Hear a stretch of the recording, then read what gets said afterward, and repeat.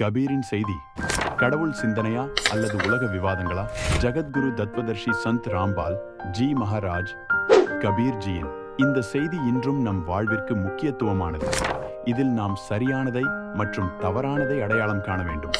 அவர் கதா கரோ கர்தார் கி சுனோ கதா கர்தார் என்று கூறினார். நாம் எப்போதும் கடவுளின் மகிமையையும் அவரது குணங்களையும் பற்றி சிந்திக்க வேண்டும். இதனால் நமது வாழ்வில் அமைதியும் சரியான வழிகாட்டுதலும் இருக்கும். ஒரு உதாரணம், ஒரு கிராமத்தில் ராமு என்ற எளிய மனிதர் இருந்தார். ராமு எப்போதும் கடவுளின் சொற்பொழிவுகளில் பங்கேற்பார். அது அவரது ஆன்மாவுக்கு அமைதியை கொடுத்தது.